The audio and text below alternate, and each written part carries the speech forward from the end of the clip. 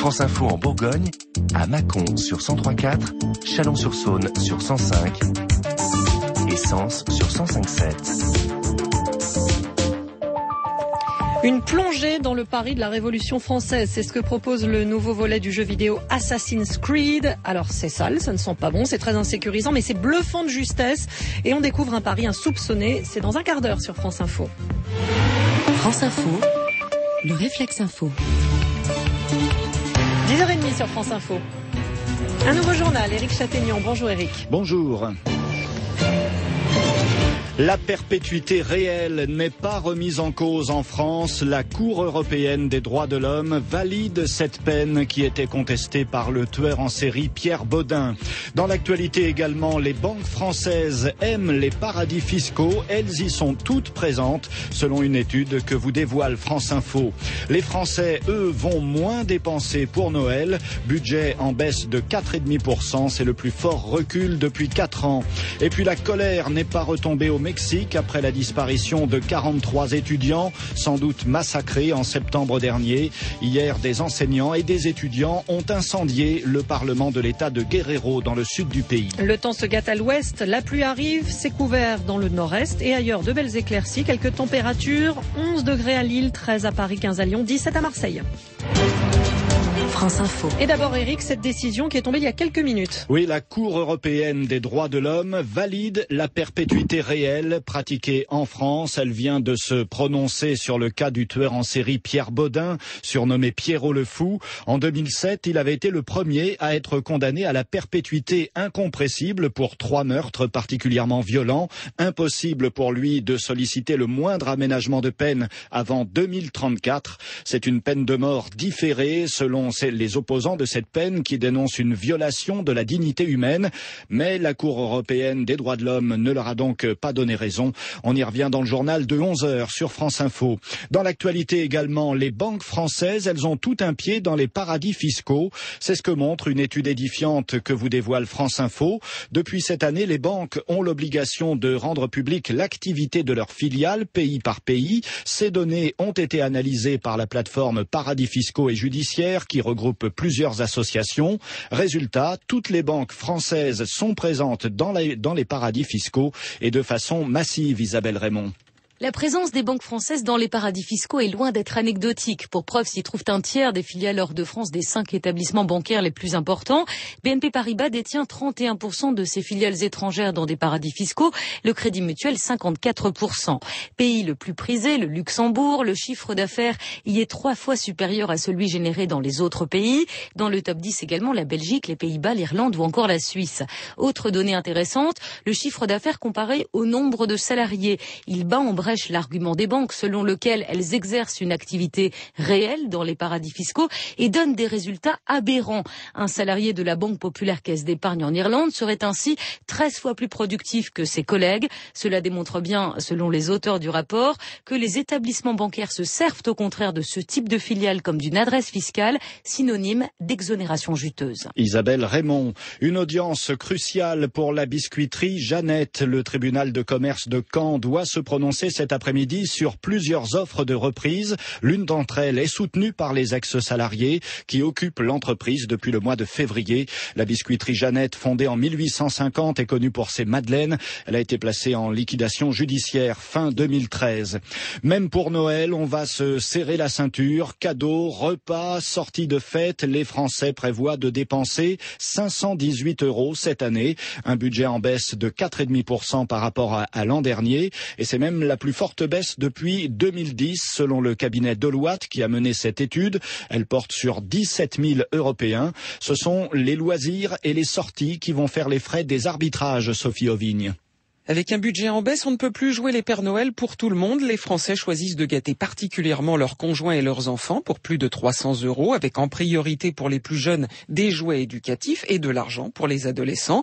Le livre est le grand gagnant de l'année. C'est le cadeau le plus demandé pour la première fois depuis les premières études de Deloitte, il y a 17 ans. Des cadeaux au meilleur prix. Et pour cela, les Français estiment que le temple de la promotion, c'est l'hypermarché. Internet recule légèrement, moins 5%. En revanche, les petits commerces de bouche pourraient voir leur vente augmenter de 5%. Les Français veulent se régaler avec un budget de près de 170 €. Ils veulent des aliments de qualité. Pour cela, font confiance aux marques. Mais les budgets sacrifiés sont cette année les loisirs et les sorties. L'enveloppe passe sous les 50 €, en recul de 18%. Et en Europe, le budget moyen pour Noël va baisser de 3% cette année. Rien n'a été caché sur la mort de Rémi Fraisse, c'est ce qu'affirme Bernard Cazeneuve, le ministre de l'Intérieur. De son côté, Ségolène Royal assure que toute la vérité sera faite, alors que des informations montrent que les gendarmes ont très vite compris qu'ils avaient atteint le jeune homme avec une de leurs grenades. À propos du barrage de Sivins, les experts mandatés par Ségolène Royal commencent leur travail aujourd'hui. Ils sont chargés de trouver une solution de compromis. Ils vont recevoir les élus, la Chambre d'agriculture et les associations environnementales. Demain, ce sont les syndicats agricoles qui seront reçus. Une décision est attendue d'ici à la fin de l'année. Des policiers dans la rue, mais cette fois, ce sont eux qui manifestent. Appel lancé par le syndicat Alliance, deuxième syndicat de gardiens de la paix. Tous services confondus, on attend près de 10 000 policiers à 13h, place de la Bastille à Paris. Ils dénoncent le manque de moyens humains et matériels dans les commissariats. Un exemple à Tours avec un matériel informatique hors d'âge, selon Julien Berthaud, représentant du syndicat Alliance. Le parc informatique n'est pas renouvelé alors qu'on nous met des logiciels de plus en plus puissants. Donc ça crée énormément de bugs informatiques. Notamment, je vois à Tours régulièrement les collègues qui sont affectés au service des plaintes sont obligés de se présenter à l'accueil du commissariat et dire aux victimes on peut pas prendre votre plainte tout de suite puisqu'on a un bug informatique qui peut durer une demi-heure, une heure ou une journée. Enfin voilà. Et du coup, les gens repartent un peu mécontents sans pouvoir déposer plainte. Ça les frustre complètement.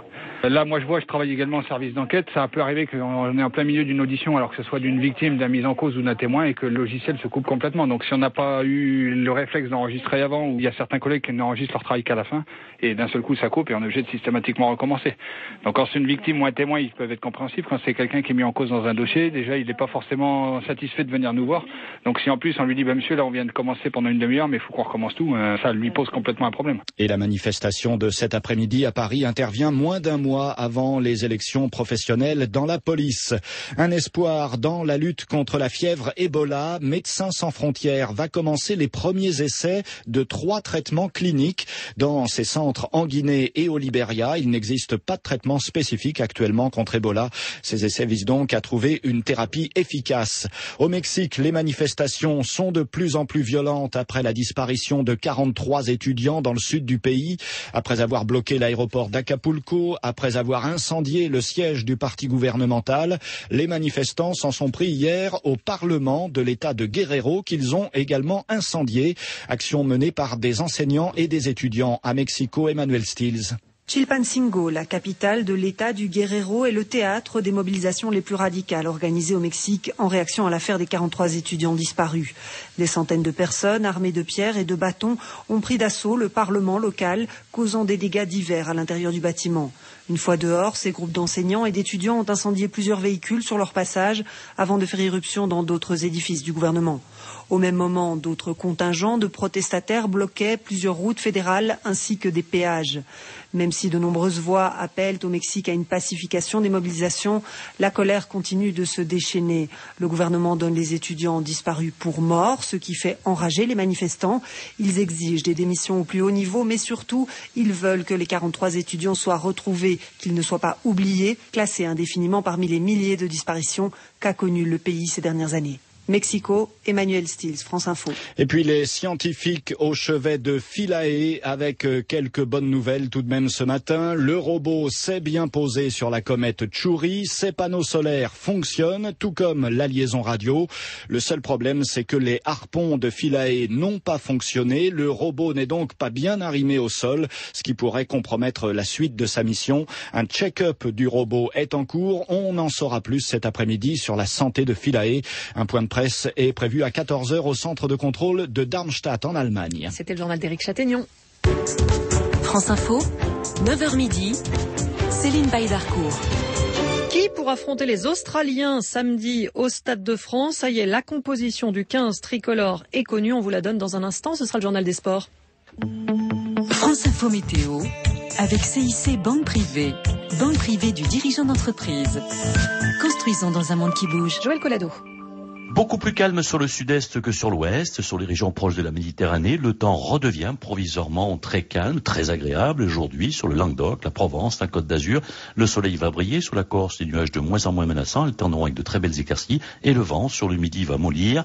À l'ouest, à l'inverse, le vent souffle, tempétueux pendant quelques heures sur les caps bretons, avec ce matin des pointes à 150 km par heure à Ouessant. Ce vent accompagne la pluie. Ce ruban de pluie qui, au lever du jour, s'est tiré de la Charente-Maritime aux Côtes d'Armor, va pivoter vers la Touraine et la Basse-Normandie, en allant vers le sud-ouest sous un ciel un peu chaotique, à peine menaçant sur le littoral aquitain où le vent de sud se renforce. Le soleil filtrera, la journée sera très agréable. Sur le nord, le bassin parisien, le centre, brouillard et grisaille seront suivis d'un temps plus lumineux. Sur les régions du nord-est, seul le relief émergera de la grisaille. Sur la Lorraine, le long des montagnes du Jura, sur la Bresse, les éclaircies seront souvent très timides. Et les températures cet après-midi proches de 10 degrés en moyenne dans l'est, de 14 degrés à Paris, à Lyon, de 15 degrés à Nantes, de 17 degrés à Bordeaux et Marseille. Ces températures qui atteindront 19 degrés à Toulouse approcheront au pied des Pyrénées 20 à 21 degrés.